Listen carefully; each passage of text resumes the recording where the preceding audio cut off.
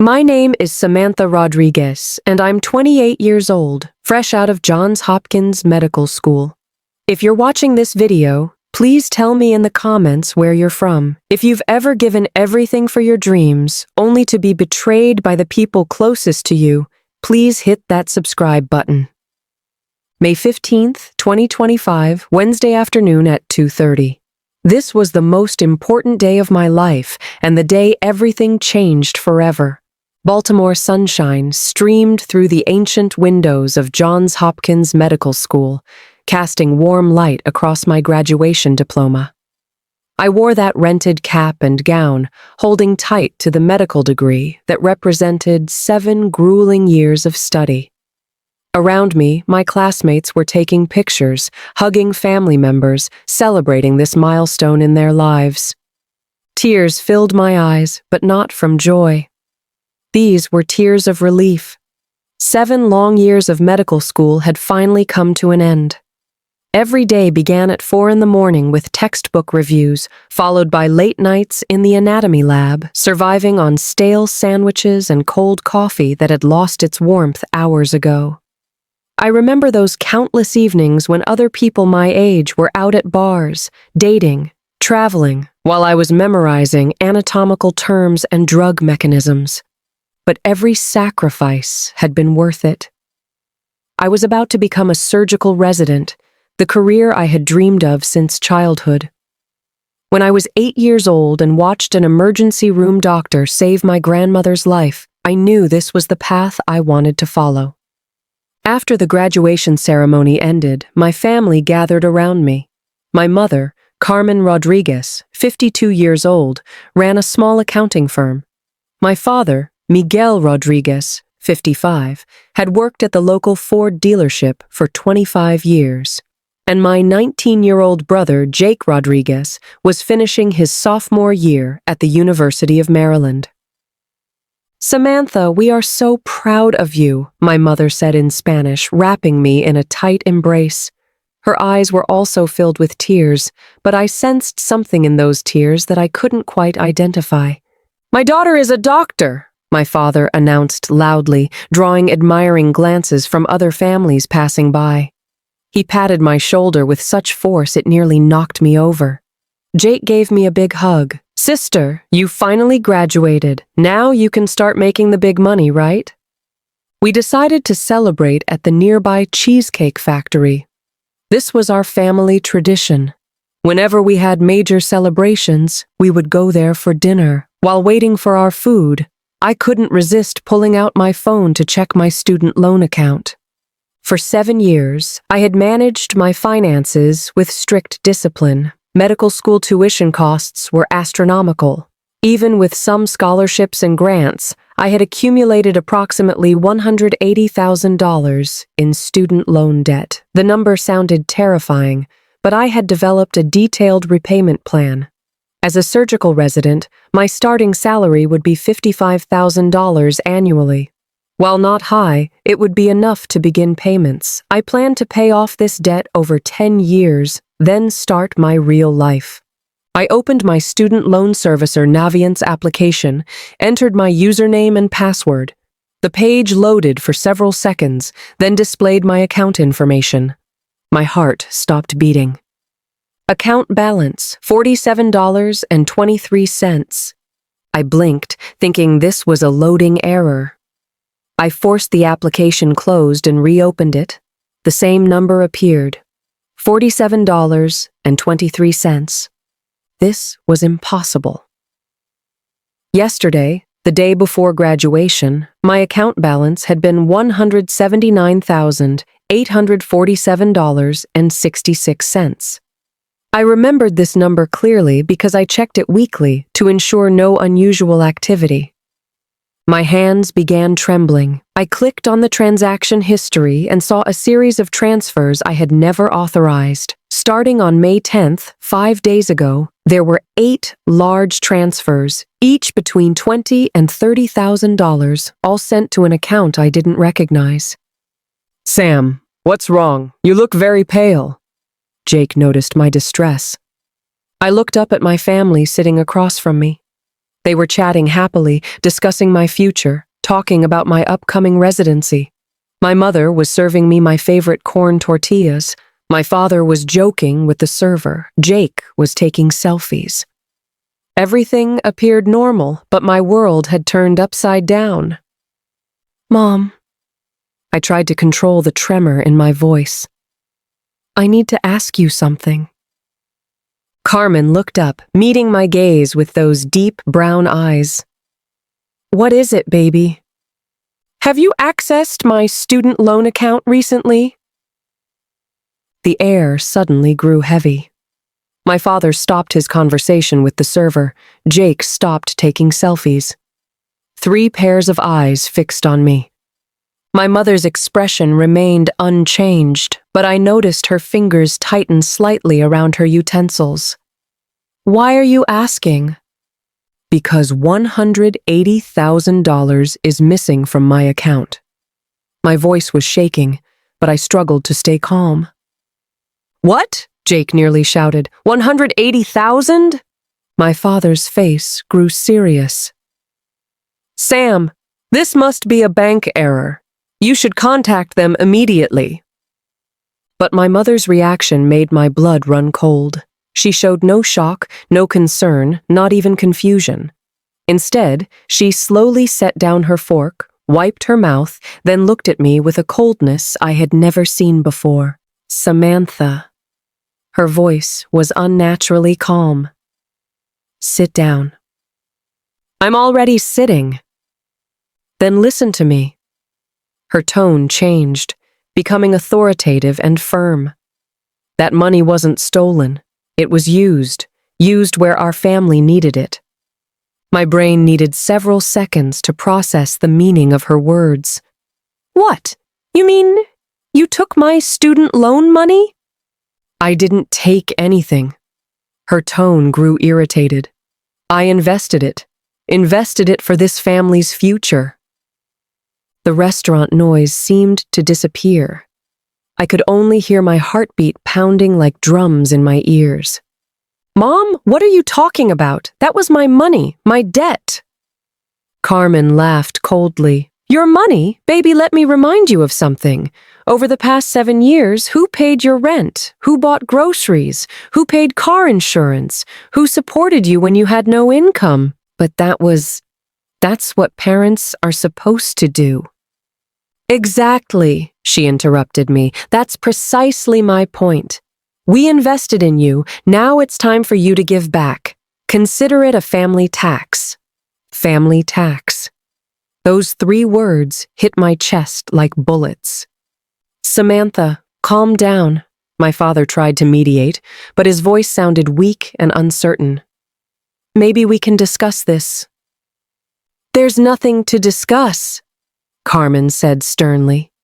Miguel, you know our situation. Jake's college tuition, the house mortgage, and those problems at your dealership. This money came at exactly the right time. I looked at my brother Jake, whose face was pale as paper. Jake, did you know about this? He shook his head, eyes filled with fear. Sister, I swear I didn't know. I thought my tuition came from Mom's savings. Savings? I laughed bitterly. Jake, Mom doesn't have savings. She never has. Then I began recalling some unusual things from recent months. My mother had suddenly started wearing expensive clothes. Her nails were always professionally done. She began frequenting the casino more often. When I asked about it, she always said it was for work, claiming she needed to maintain a professional image with clients. Mom, my voice grew ice cold. You gambled away my student loan money, didn't you? The silence at our table was deafening. My father's hand froze in midair. Jake looked like he was about to cry, and my mother actually rolled her eyes. Do you really think you have the right to judge me? Her voice filled with anger. You self-righteous little princess, do you think your medical degree makes you better than us? This isn't about superiority. This is about you stealing $180,000 from me. I didn't steal anything. She slammed the table, drawing attention from nearby customers. I am your mother. I have the right to decide how to use family resources. That wasn't a family resource, Carmen. I deliberately used her name instead of Mom. That was my debt. I'm the one who has to pay it back. Then go pay it back, she said coldly. You're a doctor now, aren't you? Doctors make good money. I felt a wave of anger surge through my chest, but strangely, it was quickly replaced by an icy calm. I looked at this woman sitting across from me, this woman I had called Mom for 28 years, and suddenly realized I had never truly known her. I slowly stood up, picking up my purse. I need to leave for a moment. Sam, please, sit down, my father pleaded. We can work this out. Miguel, there's no problem here to work out, Carmen said, her tone carrying a vicious satisfaction. Samantha just needs to accept reality. I looked at her, this woman I had once loved more than life itself, who now made me feel sick and disgusted. You know what, Carmen? You're right. It is time to accept reality. I took out my phone and began dialing. What are you doing? Jake asked nervously. I'm calling 911. My voice was remarkably calm. 911? Why? My father asked in confusion. Because this isn't a family dispute. This is a felony. I looked at my mother, whose face was beginning to pale. Hello, my name is Samantha Rodriguez, and I need to report a financial fraud case. Samantha, hang up the phone, Carmen hissed, but it was too late. Someone has stolen $179,000 from my student loan account without authorization. Just then, the restaurant's front door suddenly burst open, and several people in dark suits walked quickly inside. They headed straight for our table. Ms. Rodriguez? One of the women approached me. She had short, dark hair and sharp eyes. She showed her credentials. I'm FBI Special Agent Maria Santos. We need to talk. The entire restaurant fell silent. Other customers turned to look at our table. My family looked like they had seen ghosts. FBI? Jake's voice became a high-pitched squeak. Agent Santos sat in the empty chair next to me. Ms. Rodriguez, we've been investigating a large case involving student loan fraud. Your name appeared on our victim list. Victim list? I asked in confusion. Yes, over the past 6 months, we've received more than a dozen similar reports.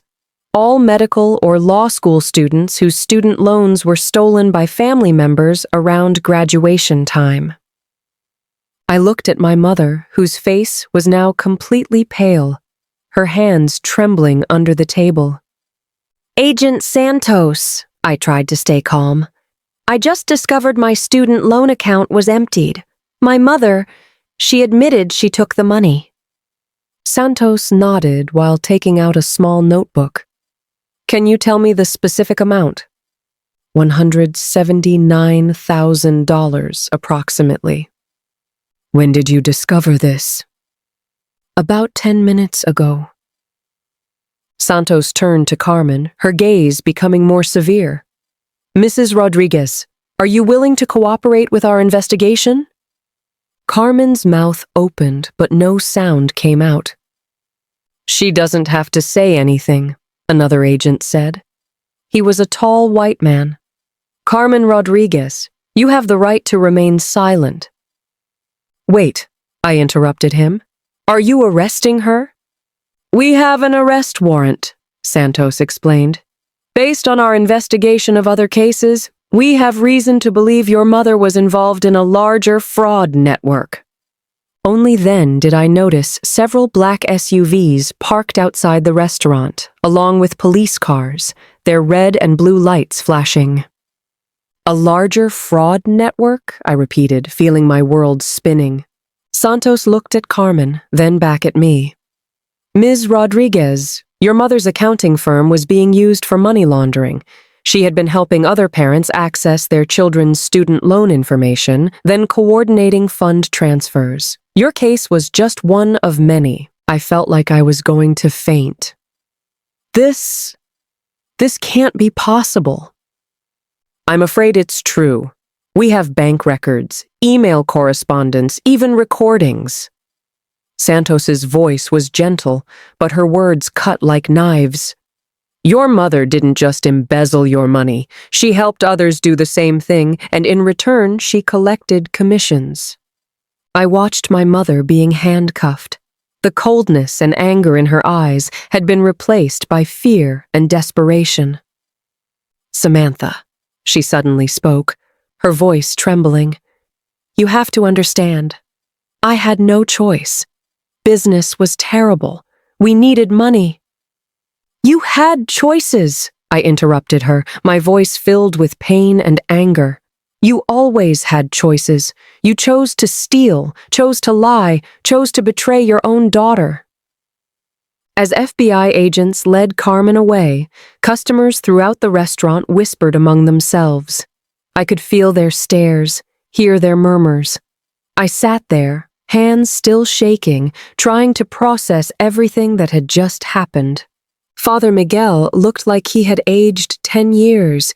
He buried his head in his hands, shoulders trembling. Jake sat beside me, tears filling his eyes. Sister, he whispered. I really didn't know. I swear I didn't know Mom was doing these things. I reached out and took his hand. I know, Jake. I know you didn't know. Agent Santos still sat at our table. Ms. Rodriguez, I know this is difficult, but we need your cooperation with the investigation. Would you be willing to come to our office and make a formal statement? I nodded. Yes, of course, but my money, can I get it back? Santos's expression grew sympathetic. We'll do our best to recover assets, but I must be honest with you. In these types of cases, usually only a portion of the funds can be recovered. Your mother and her accomplices have already transferred most of the money to overseas accounts. I felt my heart sink to my stomach. What does that mean? I still owe the student loan company $180,000, but I don't have money to pay it back?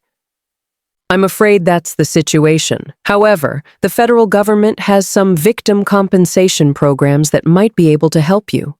Also, you can sue your mother seeking civil damages. Sue my mother. 3 months ago, if someone had told me I would be sitting in a cheesecake factory in Baltimore discussing suing my own mother with FBI agents, I would have thought they were crazy. The next few days were a blur.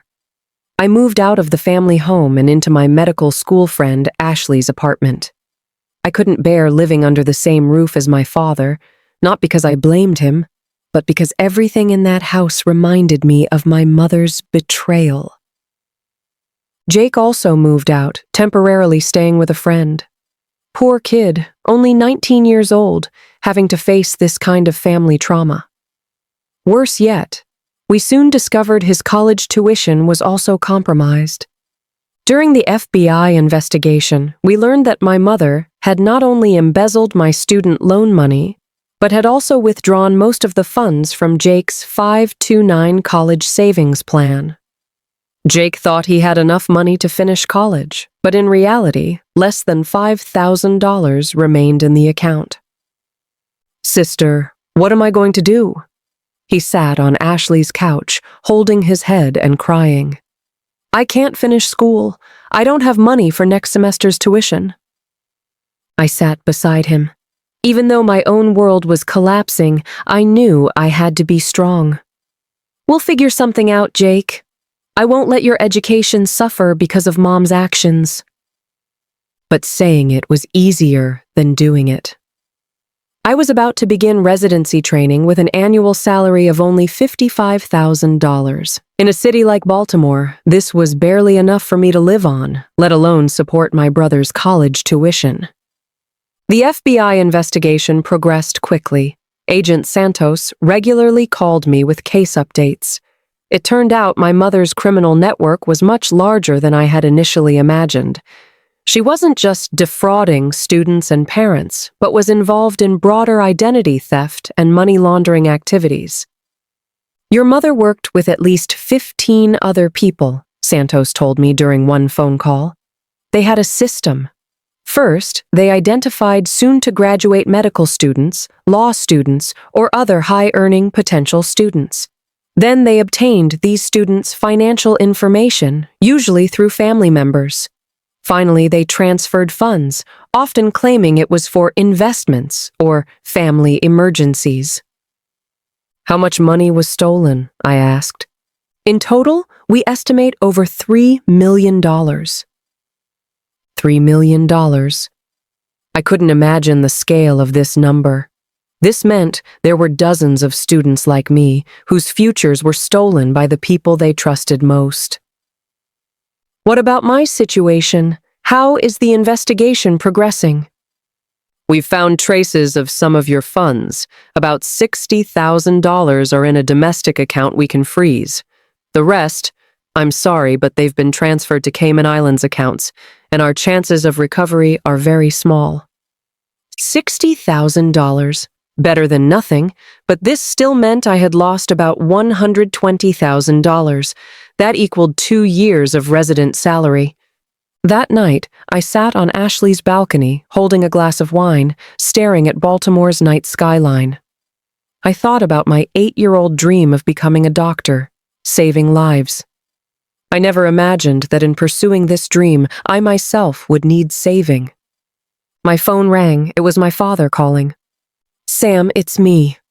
His voice sounded exhausted and broken. "Dad, I want to apologize for everything Carmen did, for not stopping her." I could hear him crying, which broke my heart. My father was a proud man. I had rarely seen him shed tears. "Dad, this isn't your fault. You're also a victim."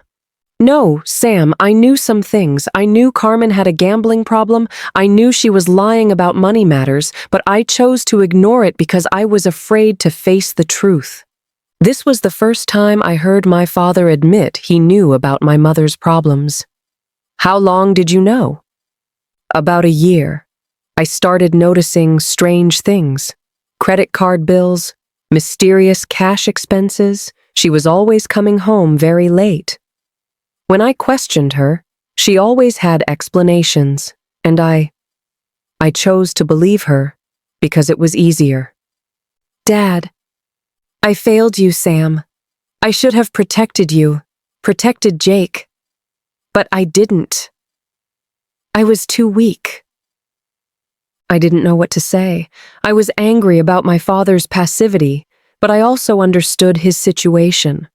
Carmen was a very manipulative person who was skilled at making people question their own judgment. "What happens now?" I asked.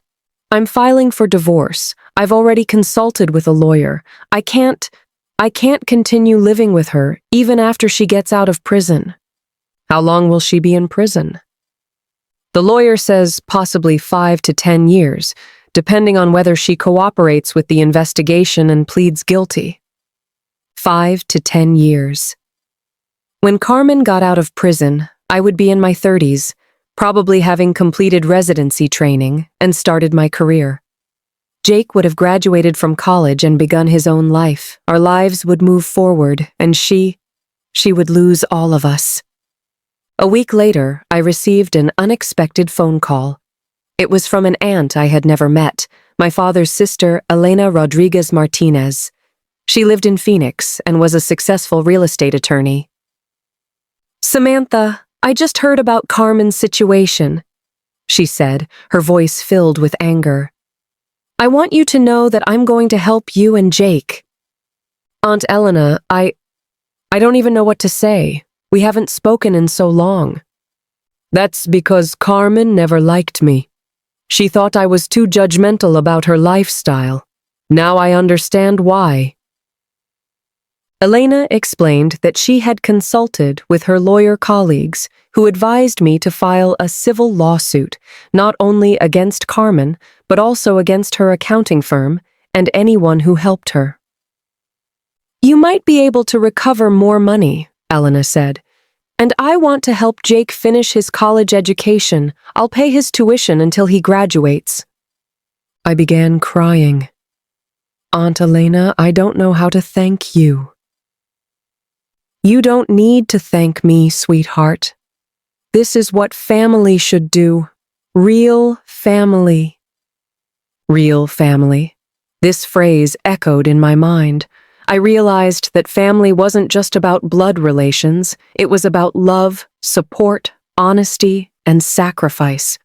Carmen might be my biological mother, but she was never my real family. The next few months were difficult. The criminal trial proceeded quickly because the evidence was overwhelming. Carmen eventually pleaded guilty in exchange for a lighter sentence. She was sentenced to 7 years in prison and 5 years probation. The civil lawsuit took longer, but we ultimately succeeded. The court ordered Carmen and her accomplices to pay restitution to victims. While I didn't recover the full $180,000, I recovered about $140,000, including funds recovered from frozen accounts and proceeds from property auctions. Most importantly, I was able to begin my residency training. Johns Hopkins provided me with additional financial assistance, considering my special circumstances. My attending physician, Dr. Patricia Williams, was an amazing surgeon who became my mentor and supporter. "What you went through shows your character," she told me on my first day of residency training. "You didn't let this betrayal define you or stop you from pursuing your dreams. This resilience will make you an outstanding doctor." Jake returned to the University of Maryland. Aunt Elena kept her promise and paid his tuition. He changed his major from business to criminal justice, saying he wanted to help other victims like us. "I want to make sure no one else goes through what we went through," he told me. Father Miguel was also rebuilding his life. He moved out of our old house, which held too many painful memories, and into a small apartment. He began seeing a counselor, learning how to deal with feelings of betrayal and his own role in the situation. "I'm learning how to trust my instincts again," he told me during one of our dinners. "I ignored too many red flags because I was afraid to face the truth." As for Carmen, we never spoke again. She wrote me several letters from prison, but I never opened them. Aunt Elena suggested I keep them in case I decided to read them in the future, but for now, I wasn't ready. 6 months later, I received an unexpected visitor. Agent Santos came to see me at the hospital. "Ms. Rodriguez, I have some good news," she said with a smile. "We found another account with funds belonging to you." "Really? How much?" "About $20,000. This means you've now recovered about $160,000, almost 90% of what you lost." I couldn't believe it. This is incredible. There's more. Your case has become a model case for our Financial Crimes Division. We're using your experience to educate other law enforcement officers on how to identify and investigate these types of fraud. Your courage and cooperation helped us prevent others from becoming victims. Knowing that my painful experience could help others gave me unexpected comfort. 1 year later today, I stand in the operating room at Johns Hopkins Hospital, wearing my scrubs, preparing for my first independent surgery as chief resident. It's a complex gallbladder removal, but I feel confident and well prepared. During the surgery, I thought about that day at Cheesecake Factory when my world collapsed. I remembered the feelings of fear, betrayal, and despair, but I also remembered the choices I made afterward. Not letting this betrayal define me, not giving up on my dreams, not letting anger consume me. The surgery was successful. The patient recovered well. When I walked out of the operating room, I felt a deep sense of satisfaction, not only because of the surgical success, but because I realized I had moved beyond that dark period. That evening, I called Jake. He was now a college junior with excellent grades, also interning at a local nonprofit that provided legal aid to crime victims. "Sister, I have news to tell you," he said excitedly. "I got accepted to Georgetown Law School." I screamed, causing other people in the hospital hallway to look at me. "Jake, that's wonderful. I'm so proud of you." "I want to specialize in financial crime law. I want to become a prosecutor, specifically handling cases like what Mom did." My eyes filled with tears, but this time they were tears of joy. "Jake, you're going to be an outstanding lawyer." "I learned from you, sister. I learned how to rise from adversity, how to transform pain into purpose." That night, I also called Aunt Elena to thank her for everything she had done for Jake. "Aunt Elena, I don't know how to repay you." "Samantha, watching you and Jake thrive is the best repayment I could ask for. You both emerged from this terrible experience stronger and more compassionate. That's worth more than any amount of money." After hanging up, I sat in my small apartment, reflecting on the past year. I realized that while Carmen stole my money, she couldn't steal my dreams, my education, or my future. She couldn't steal my inner strength or my relationships with people who truly cared about me. I also realized that forgiveness doesn't mean forgetting or allowing someone to hurt you again. Forgiveness means releasing anger so it doesn't poison your own life. I might never reconcile with Carmen, but I had forgiven her, not for her sake, but for my own. 2 years later, I completed my first year of residency training with excellent performance. I was selected as chief resident for the following year, a tremendous honor. More importantly, I started a new project providing support and resources for medical students facing family financial abuse. "Your project will save lives," Dr. Williams told me, "not only through the lives you'll save as a doctor, but through the lives of other future doctors you'll help." Jake was about to begin his studies at Georgetown Law School. He received a full scholarship, partly based on his academic achievements, and partly on his personal statement about overcoming adversity. Father Miguel also found new love. He met a woman named Rosa, a gentle, honest nurse who had just emerged from a difficult marriage. They understood each other's pain and need for healing. "I'm learning how to trust again," he told me. "Rosa helps me understand that not everyone lies and manipulates." As for Carmen, I heard she was participating in rehabilitation programs in prison, treating her gambling addiction and other psychological issues. I don't know if she's truly changing, but I hope she can find some kind of peace, not for her sake, but for her own inner well-being. If you're watching this video and you've experienced similar betrayal, I want you to know, you are not alone. This is not your fault.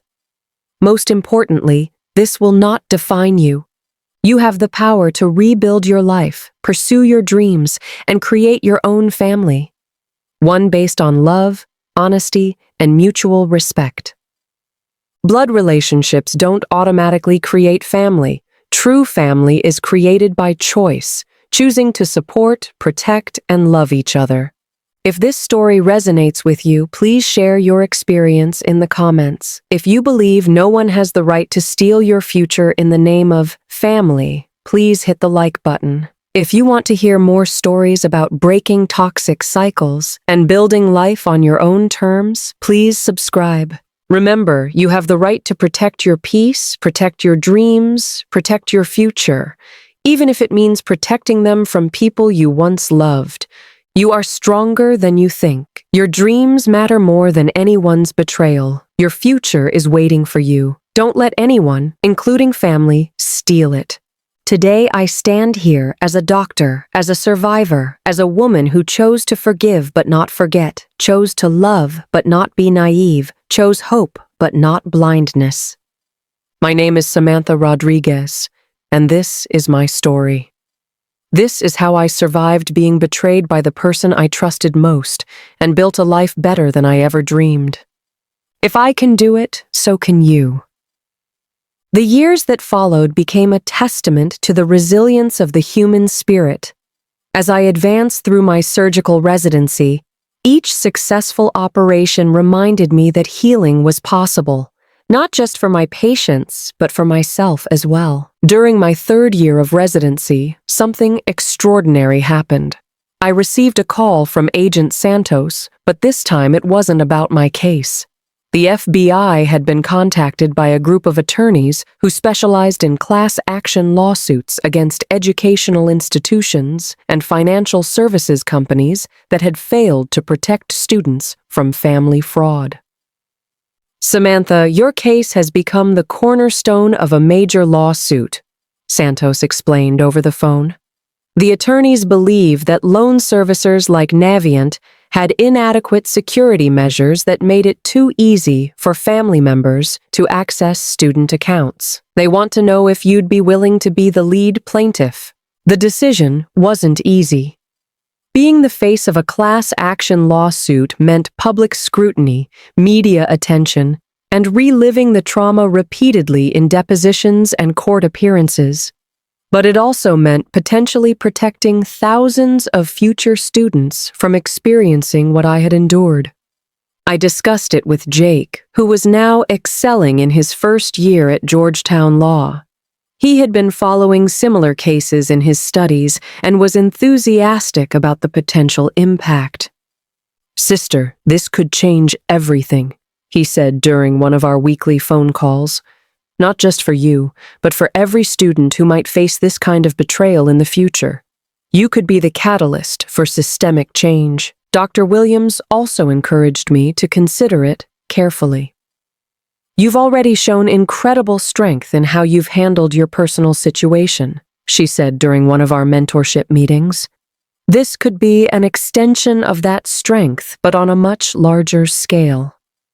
After weeks of consideration, I decided to move forward with the lawsuit. The legal team was impressive, led by a brilliant attorney named Rebecca Chen, who specialized in financial fraud cases. She had a particular passion for cases involving family betrayal because, as she confided to me during our first meeting, she had experienced something similar with her own father when she was in law school. "The difference between us," Rebecca said, "is that when it happened to me 15 years ago, there was no precedent, no support system, no recognition that this was even a crime. You have the opportunity to create that framework for others." The lawsuit gained national attention. Major news outlets picked up the story, and suddenly I found myself being interviewed on morning shows and featured in magazine articles. The response was overwhelming.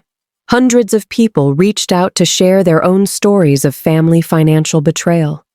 Many were current students who had discovered similar theft. Others were graduates who had struggled for years to understand why their financial aid had mysteriously disappeared. One particularly moving letter came from a woman named Jennifer Washington, a recent dental school graduate from Atlanta. She wrote that her stepfather had stolen her entire student loan refund, claiming he was investing it for her future. Like me, she had only discovered the theft after graduation. Unlike me, she had chosen to remain silent, believing that family matters should stay private. "Reading about your courage to speak out made me realize that silence only protects the perpetrators," she wrote. "I'm now working with local authorities to file charges against my stepfather. Thank you for showing me that family loyalty doesn't mean accepting abuse." The lawsuit process was grueling. Depositions lasted for hours, during which I had to recount every detail of the betrayal, every conversation with Carmen, every moment of discovering the theft. Defense attorneys for the loan servicer tried to argue that I should have been more vigilant about my account security, that I had willingly shared my financial information with my mother. "Ms. Rodriguez," one defense attorney said during a particularly difficult deposition, "isn't it true that you gave your mother access to your financial information because you trusted her?" "Yes," I replied. "I trusted her because she was my mother." Children are taught to trust their parents. That trust shouldn't be a liability that makes them vulnerable to theft. The case took 2 years to reach settlement. During that time, my life continued to evolve in unexpected ways. I completed my residency with honors and was accepted into a prestigious cardiothoracic surgery fellowship at Massachusetts General Hospital in Boston. This was the culmination of everything I had worked for since childhood. Jake graduated from Georgetown Law School summa cum laude and immediately joined the Department of Justice as a prosecutor in their financial crimes division. His first case involved a father who had stolen his daughter's college fund to pay gambling debts. The parallels to our own story were striking, but Jake handled it with professionalism and compassion that made me incredibly proud. Every case I prosecute, I think about what we went through, he told me after securing his first conviction. It motivates me to ensure that justice is served and that these criminals understand the devastating impact of their actions. Father Miguel had also found his footing in this new chapter of his life. His relationship with Rosa had blossomed into marriage, a small, intimate ceremony that Jake and I attended with joy. Rosa brought a stability and honesty to his life that he had never experienced with Carmen. She encouraged him to seek therapy for the trauma he had experienced and supported his decision to maintain no contact with Carmen, even as her release date approached. The class action lawsuit finally reached settlement in the spring of 2028. The loan servicing company agreed to pay $25 million to affected students and implement stronger security measures to prevent family members from accessing accounts without explicit written consent from the student. Additionally, they established a victim support fund that would provide financial counseling and legal assistance to students who experienced family fraud. My portion of the settlement was substantial enough to pay off all remaining student loan debt and establish a fund for future education and research. But more importantly, the case established legal precedent that would protect countless future students. During the settlement announcement, I stood before a room full of reporters and fellow victims, many of whom had joined the lawsuit after learning about it through media coverage. I looked out at their faces and saw my own journey reflected back at me, stories of betrayal transformed into advocacy, pain channeled into purpose. This settlement isn't just about money, I said into the microphone. It's about recognition. Recognition that financial abuse by family members is a serious crime with devastating consequences. It's about protection for future students who should be able to focus on their education without worrying about those closest to them stealing their futures. And it's about healing, not just for the direct victims, but for our society's understanding of what family should truly mean. As the press conference ended, I felt a sense of closure that I hadn't expected.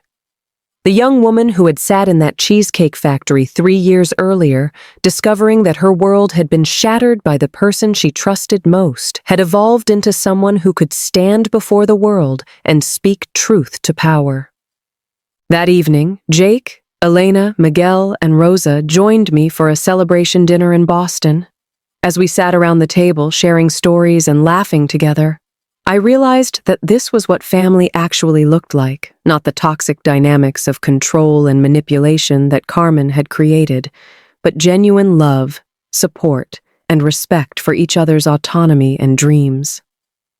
"You know," Elena said, raising her glass, "I think your parents would be proud of the woman you've become, Samantha. Your real parents, the ones who raised you in spirit if not in blood." She was referring to our grandmother, who had passed away when I was 12, and grandfather, who had died when I was 15. They had been the moral compass of our family, teaching values of honesty, hard work, and genuine care for others. I realized that it was their influence, not Carmen's, that had shaped who I had become. As I prepared to begin my cardiothoracic surgery fellowship, I also launched the Rodriguez Foundation, a nonprofit organization dedicated to supporting students who had experienced family financial abuse. The foundation provided legal assistance, financial counseling, and educational scholarships to help victims rebuild their lives. The first recipient of our scholarship was Jennifer Washington, the dental school graduate who had written to me during the lawsuit. She was pursuing a specialty residency, but had been struggling financially due to the money stolen by her stepfather. Our scholarship allowed her to complete her training without additional debt. "You saved my career," she told me during our foundation's first annual dinner. "More than that, you showed me that surviving betrayal doesn't mean accepting defeat. It can mean becoming stronger and helping others find their strength too." Looking back on that day in May 2025 when everything changed, I understand now that it wasn't just the end of one chapter of my life, but the beginning of something much more meaningful. The betrayal that could have destroyed me instead became the catalyst for a mission that would impact thousands of lives. Carmen was released from prison that autumn after serving her full 7-year sentence. She made no attempt to contact me, Jake, or Miguel. Through the legal system, I learned that she had moved to another state and was working in a low-paying job under strict probation conditions. The woman who had once controlled our family's finances was now prohibited from working in any financial capacity. I felt no satisfaction in her diminished circumstances, but I also felt no desire to reconnect. Some wounds heal, but that doesn't mean you have to expose yourself to the possibility of new ones. Forgiveness had freed me from anger, but wisdom protected me from further harm. Today, as I perform complex heart surgeries and save lives, I carry with me the knowledge that healing takes many forms. Sometimes it's mending a damaged organ, sometimes it's helping a family find financial security again, and sometimes it's simply showing others that they can survive the worst betrayal and still build a beautiful life. My name is Samantha Rodriguez, and this is the rest of my story. The story of how betrayal became purpose, how pain became power, and how one family's destruction led to thousands of other families finding protection and hope. The future I'm building now is stronger than the one that was stolen from me because it's built on truth, authentic relationships, and a commitment to ensuring that what happened to me happens to as few others as possible. If my story teaches anything, let it be this. Your worth is not determined by those who fail to value you. Your future is not limited by those who tried to steal it, and your family is not defined by blood alone, but by those who choose to love and protect you. The best revenge against betrayal is a life lived fully, honestly, and in service to others, and that, more than any settlement or conviction, is the justice I've found.